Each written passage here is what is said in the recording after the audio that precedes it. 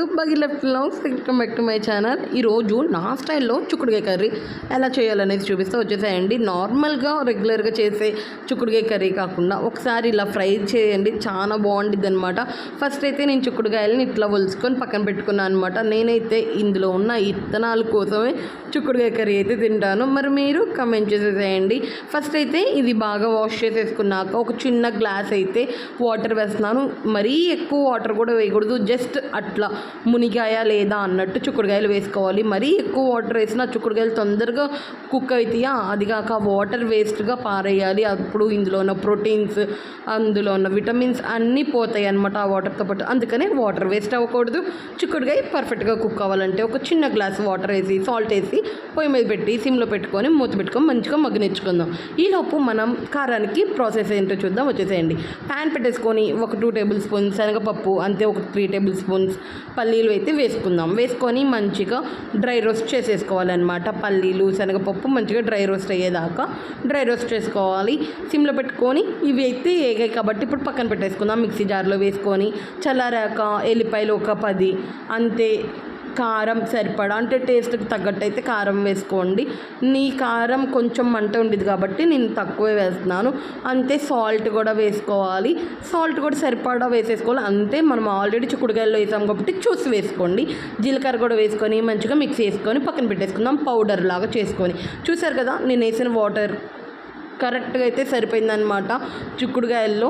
అందుకని నేను అన్న ఒక చిన్న గ్లాస్ ఆఫ్ వాటర్ చాలన్నమాట. ఇంకా హై ఫ్లేమ్లో పెట్టుకొని ఆ ఉన్న కొన్ని వాటర్ కూడా డ్రై చేసేసుకున్నాను అనమాట. చూసారు కదా ఎంత కొంచెం క్వాంటిటీ ఆఫ్ వాటర్ పోసినా ఎంత మంచిగా ఉడికిందో చిక్కుడుకాయ. అందుకనే అనమాట నేను ఎక్కువ వాటర్ అయితే వేయొద్దండి. ప్రోటీన్స్ ఇందులోనే ఉంటాయి, ఇప్పుడు విటమిన్స్ ఇందులోనే ఉంటాయి. వేస్ట్ చేయాల్సిన అవసరం అయితే అసలు లేదనమాట. ఇప్పుడు ప్యాన్ పెట్టుకొని ఆయిల్ వేసేసుకుందాము. ఒక 2 టేబుల్ స్పూన్స్ ఆయిల్ వేసేసుకొని పోపు అయితే పెట్టేసుకుందాం. పోపు దినుసులు కూడా వేసుకొని ఆయిల్ హీట్ అయ్యాక మంచిగా పోపును అయితే ఫ్రై చేసుకోవాలన్నమాట, మాడకుండా జాగ్రత్తగా. అంతే ఒక 2 ఎండుమిర్చి అయితే ఫ్లేవర్ కోసం అయితే వేస్తున్నాను. పంటికి తగులుతూ ఉంటే చాలా బాగుండిద్ది అనమాట. ఎండుమిర్చి మంచిగా ఫ్రై అవ్వాలి, అప్పుడు ఆ స్మెల్ అందులో ఉన్న అరోమా మొత్తం ఆయిల్లోకి మంచిగా దిగుతుంది అనమాట. ఇప్పుడు కరివేపాకు కూడా వేసుకొని మంచిగా ఫ్రై చేసుకున్నాక ఆనియన్స్ వేసేసుకుందాము. ఆనియన్స్ ఇలా బారు కట్ చేసుకున్నాను నేను. మీరు చిన్న పీసెస్ కట్ చేసుకోవాలని కట్ చేసుకోవచ్చు, కానీ ఇలా కొంచెం బారు కట్ చేసుకుంటే చూడడానికి కూడా చాలా బాగుండిద్ది అనమాట. ఇప్పుడు మంచిగా ఆనియన్స్ కూడా దోరగా వేయించుకోవాలి, అంటే కొంచెం గోల్డెన్ బ్రౌన్ కలర్లోకి వచ్చేదాకా ఆనియన్స్ అయితే ఫ్రై చేసేసుకుందాము. ఇప్పుడు పసుపు కూడా వేసేసుకొని ఆనియన్స్ ఫ్రై అయ్యాక కొంచెం ఫ్రై చేసేసుకుందాము. సింపుల్ రెసిపీ అనమాట. ఇందాక పల్లి కారం చూపించాను కదా, ఆ కారంలోనే ఉంటుంది టేస్ట్ అంతా. కాకపోతే కొంచెం సాల్ట్ అటు ఇటు చూసుకొని వేసుకోండి, చిక్కుడుకాయల్లో కూడా వేస్తాం కాబట్టి. మంచిగా ఆనియన్స్ కూడా ఫ్రై అయిపోయాక చిక్కుడుకాయలు కూడా వేసేసుకొని సిమ్లో పెట్టేసుకొని కొంచెం ఒక 5 మినిట్స్ మంచిగా ఆయిల్లో ఫ్రై అవ్వనివ్వాలన్నమాట. చిక్కుడుకాయలని ఎక్కువ స్మాష్ చేయొద్దు, ఎందుకంటే అప్పుడు మళ్ళీ ముద్దగా అయిపోతుంది. చిక్కుడుకాయ జస్ట్ అట్లా తిప్పనట్టు మంచిగా తిప్పేసుకో. తిప్పకుండా ఒకసారి అట్లా తిప్పుకొని ఇంకా ఆయిల్లో అయితే మంచిగా మగ్గనియాలన్నమాట. ఇప్పుడు కొంచెం హై ఫ్లేమ్లో పెడదాము, ఎందుకంటే చిక్కుడుకాయలు మంచిగా ఆయిల్లో ఫ్రై అవ్వాలి కాబట్టి. ఆయిల్లో ఫ్రై అయినాయి కదా చిక్కుడుకాయలు.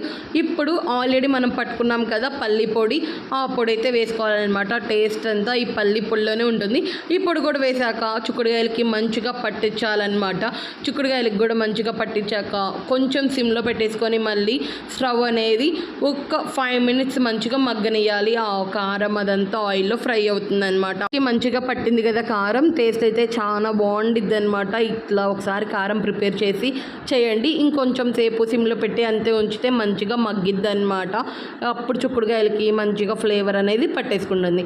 ఇంక ఇప్పుడు కట్టేస్తామనగా ఒక 5 మినిట్స్ ముందు కొత్తిమీర కూడా వేసేసుకొని మంచిగా కలిపేసుకోవాలన్నమాట. ఇంకంతే రెసిపీ అయితే అయిపోయింది. సింపుల్ వేడి అన్నంలోకి టేస్ట్ అయితే చాలా బాగుండిద్ది అనమాట. ఒకసారి నా స్టైల్లో ఇట్లా పల్లి కారం వేసి చిక్కుడుకాయ కర్రీ చేయండి, టేస్ట్ అయితే అదిరిపోయింది. అంతే సేమ్ ప్రాసెస్ గోడు చిక్కుడుకాయ కర్రీకి కూడా చేయొచ్చు, కాకపోతే అందులో కొంచెం మార్పులు ఉంటాయన్నమాట. కారంలో నువ్వులు అలాంటివి అయితే వేస్తాము.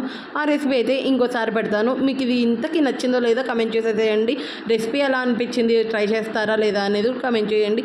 మీరే ప్రాసెస్లో చేస్తారు, ఇలా చేస్తారా లేదా, నా ప్రాసెస్ నచ్చిందా లేదా కమెంట్ చేయండి. ఫస్ట్ టైం చూస్తున్నట్టయితే సబ్స్క్రైబ్ చేసుకొని వెళ్ళండి, అసలు మర్చిపోవద్దు, లైక్ చేసేసేయండి. మళ్ళీ నెక్స్ట్ రెసిపీతో నెక్స్ట్ బ్లాగ్తో మళ్ళీ కలుసుకుందాం. ఓకే బాయ్, వెళ్తాను.